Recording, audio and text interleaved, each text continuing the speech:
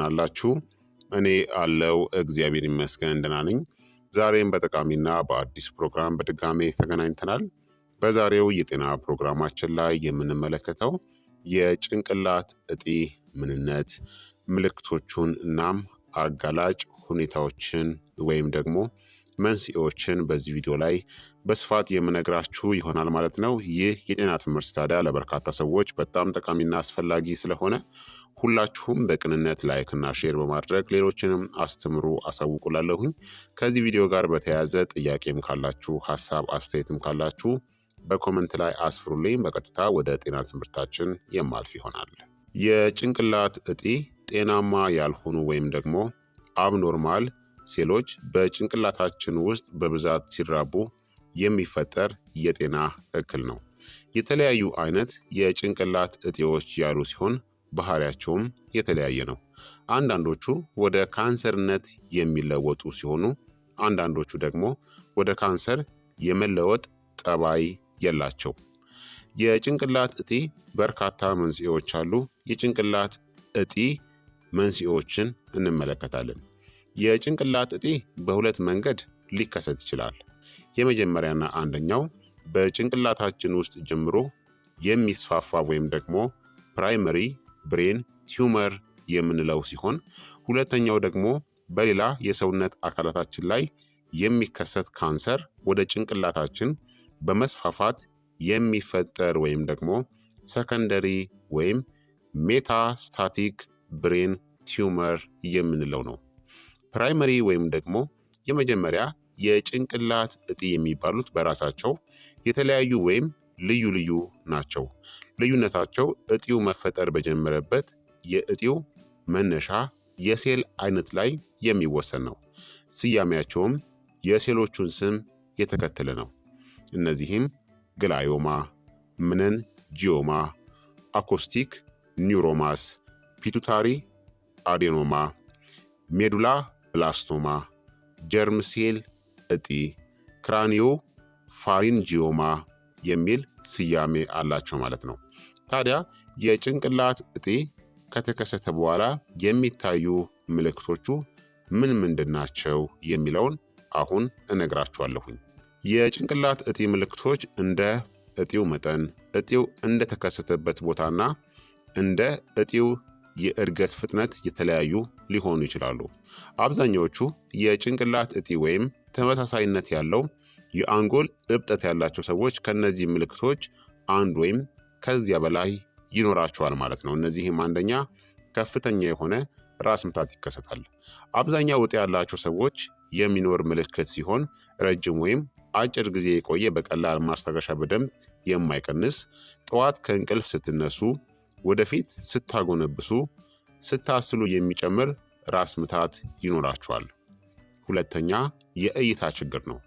የአይን የእይታ መቀነስ እንዲሁም እየባሰ የሚሄድ ከፍሎ መጨለም፣ ብዥታ፣ አንድ ነገር ሁለት ሆኖ መታየት፣ የአይን መርገብገብ፣ የአይን መንሸዋወር ቀላል በማይባሉ ሰዎች የሚያጋጥም ምልክት ሲሆን እነዚህ ሰዎች ብዙዎቹ መጀመሪያ የአይን ሕክምና ባለሙያዎች ክሊኒክ ይሄዳሉ። እነዚህ ብዙ ታካሚዎች የኒውሮ ሰርጀሪ ስፔሻሊስት ሐኪሞች ጋር የሚደርሱት ታዲያ ትንሽ ዘግይተው እናም ጉዳቱም ከፍተኛ ደረጃ ከደረሰ በኋላ ነው። ስለዚህ የእይታ ችግርን ያስከትላል። ሶስተኛ የሚጥል በሽታ ነው። ሁሉም የሚጥል በሽታ ያላቸው ሰዎች በእጢ ወይም ደግሞ በተመሳሳይ እብጠት ምክንያት ነው ማለት አይደለም። ሆኖም ግን የሚጥል በሽታ ያለበት ሰው እጢ እናም ከእጢ ጋር ተመሳሳይነት ያለው የአንጎል እብጠት አለመኖሩን በምርመራ ማረጋገጥ ያስፈልጋል። አራተኛ የሰውነት መስነፍ ነው። ይህ ምልክት አንድ እጅ ወይም አንድ እግር ወይም በአንድ በኩል እጅና እግር ግማሽ ሰውነትን ከፍሎ ወይም ሁለቱም እግር መስነፍ ወይም ሙሉ በሙሉ አልታዘዝ የማለት ችግር መኖር ማለት ነው። ስለዚህ የሰውነት መስነፍ ይከሰታል። አምስተኛ መንገዳገድ ወይም ደግሞ ባላንስን አለመጠበቅ ነው። መንገድ ስትራመዱ መስመር አለመጠበቅና ይህን ለማካካስ እግርን ሰፋ አድርጎ መርገጥናም መራመድ፣ ወደ አንዱ አቅጣጫ ወይም ወደፊት ወይም ወደ ኋላ የመውደቅ አዝማሚያም ይኖራቸዋል። ስድስተኛ የመስማት መቀነስም ይከሰታል። አዲስ ወይም ቀስ በቀስ እየባሰ የሚሄድ የመስማት ችግር ጆሮ ውስጥ የጩኸት ስሜት መኖር ሊኖር ይችላል። አብዛኛው ጊዜ በአንድ ጆሮ ብቻ የሚያጋጥም ሲሆን አልፎ አልፎ በሁለቱም ጆሮ ላይ ሊያጋጥምም ይችላል።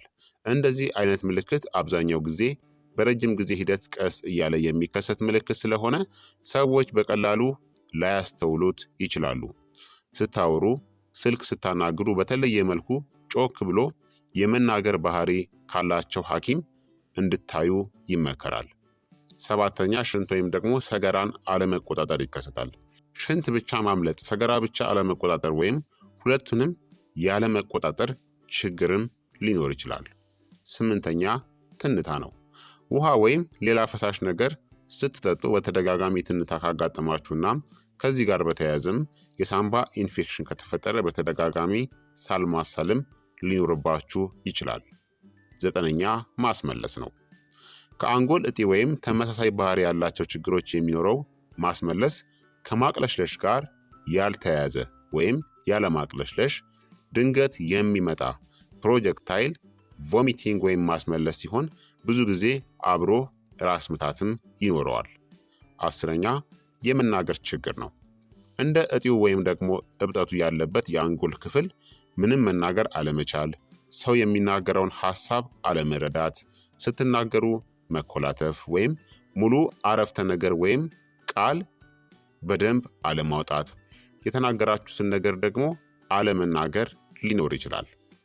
11ኛ የማስታወስ ችግር ወይም መርሳት ነው። የቅርብ ወይም የረጅም ጊዜ ኩነት የማስታወስ ሁኔታ መቀነስ፣ ሰው፣ ቦታ፣ ጊዜን ያለማስታወስ ሁኔታም ሊኖር ይችላል። 12ኛ ፊትናም አገጭ ላይ ከባድ ህመም መኖር ወይም ደግሞ የመደንዘዝ ስሜት ነው። እንደ እጢው ባህሪ አብዛኛውን ጊዜ የተወሰነ የፊታችን ክፍል ወይም አገጭ ላይ ወይም ሙሉ ግማሽ ፊታችን ላይ ቶሎ ቶሎ የሚመላለስ ከባድ የሆነ ህመም ወይም የመደንዘዝ ስሜትም ሊኖር ይችላል። 13ኛ የንቃት መቀነስ ነው። የአንጎል እጢ ያለበት ሰው የንቃት ደረጃው መቀነስ በደንብ ካለማውራት እስከ ምንም አለመናገር ሊደርስ ይችላል። አንድ ሰው እነዚህ ምልክቶችን ካሳየ እጢው አንጎል ላይ ያደረሰው ጉዳት ከፍተኛ እናም በድንገተኛ ደረጃ ለህይወት አስጊ ሊሆን ስለሚችል ቶሎ ብሎ ወደ ሕክምና መሄድ ያስፈልጋል። 14ኛ የጭንቅላት መጠን መጨመር ነው። አብዛኛው የአንጎልናም የጭንቅላት አጥንት እድገት የሚኖረው በመጀመሪያዎቹ 2 የዕድሜ ዓመታት ውስጥ ነው። እጢ ወይም ተመሳሳይ እብጠትናም ከነዚህ ጋር ተያይዞ የሚመጣ ችግር ያላቸው ልጆች ላይ ከልክ ያለፈ የጭንቅላት እድገትም ሊኖር ይችላል። ብዙ ጊዜ ከ2 ዓመት በታች ያሉ ህፃናት ላይ የሚታይ ምልክት ሲሆን ቀጥታ በእጢው ምክንያት ወይም ከእጢው ጋር ተያይዞ በሚፈጠር ሁኔታ ሊሆን ይችላል። 15ኛ ከልክ ያለፈ የሰውነት መጠን መጨመርም ይከሰታል። አዲስ የሆነ ከልክ ያለፈ ክብደት መጨመር፣ ከልክ ያለፈ ቁመት፣ ከልክ ያለፈ የእጅናም የእግር የአገጭ መግዘፍም ሊያጋጥም ይችላል። መጀመሪያ ኖርማል የሚባል ቁመት የነበረው እናም በ10 ዓመት ውስጥ ቁመቱ በጣም የጨመረ አንድ ታካሚ በአንድ የኢትዮጵያ ቴሌቪዥን ቻናል ረጅሙ ሰው ተብሎ የቀረበ ሲሆን ነገር ግን ለቁመቱ እናም ሰውነቱ መጨመር የሰውነት እድገት የሚጨምር ሆርሞን የሚያመነጭ እጢ ሆኖ ተገኝቷል። ለዚህም በጥቁር አንበሳ ኦፕራሲዮን ተሰርቶለት በጥሩ ሁኔታ በተመላላሽ በክትትል ላይ ይገኛል። 16ኛ የማሽተት አቅም መቀነስ ነው። ይህ በአብዛኛው ከመተንፈሻ አካላት በተያያዙ ኢንፌክሽን ወይም ሌላ ኩነት የሚከሰት ቢሆንም የአንጎል እጢም ይህን ምልክት ሊያመጣ ይችላል። እጢ ከሆነ ከዚህ ችግር ተያይዞ ራስ ምታት፣ የጸባይ ለውጥ፣ የእይታ ችግር ወይም ሌላ ምልክት ይኖራቸዋል። 17ኛ ምንም ምልክት አለመኖር ነው።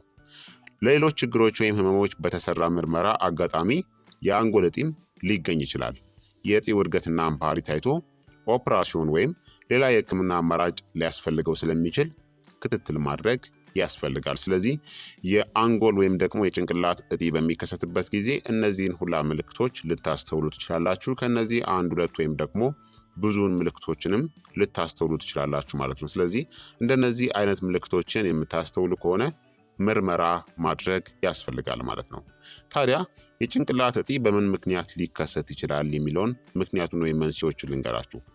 በአንደኛ ደረጃ የጭንቅላት እጢ ወይም ደግሞ ፕራይመሪ ብሬን ቲዩመር የሚጠቁ አብዛኛዎቹ ሰዎች ላይ የበሽታው መንስኤ ምን እንደሆነ ግልጽ አይደለም። ያም ሆኖ ግን ለጭንቅላት እጢ ሊያጋልጡ የሚችሉ የተለያዩ መንስኤዎች አሉ ማለት ነው። እነዚህም አንደኛ ለጨረር መጋለጥ ነው።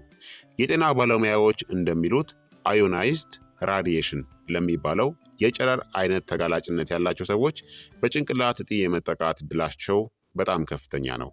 የአቶሚክ ቦምብና ለካንሰር ሕክምና የሚውሉ ጨረሮችም ለዚህ ተጠቃሽ ናቸው። ሁለተኛ ደግሞ የቤተሰብ ታሪክ ወይም ደግሞ የዘር ሐረግ ውስጥ የጭንቅላት እጢ ካለ ነው። ቁጥሩ አነስተኛ ቢሆንም በቤተሰብ አባል ውስጥ በጭንቅላት እጢ የተጠቃ ሰው ካለ ሌላው የቤተሰብ አባል በተመሳሳይ መንገድ በጭንቅላት እጢ የመጠቃት ነገሩ ሊስተዋል ይችላል። ሆኖም ይህ ከስንት አንዴ የመከሰት እድል ያለው ነው። ሶስተኛ የእድሜ መጨመር ነው። ከእድሜ መጨመር ጋር ተያይዞ በጭንቅላት እጢ የመጠቃት እድልም እየጨመረ እንደሚሄድ የዘርፉ ምሁራን ያስረዳሉ። ስለዚህ በእነዚህ ምክንያቶቹ ላይ የጭንቅላት እጢ የመከሰት እድሉ ከፍተኛ ሊሆን ይችላል።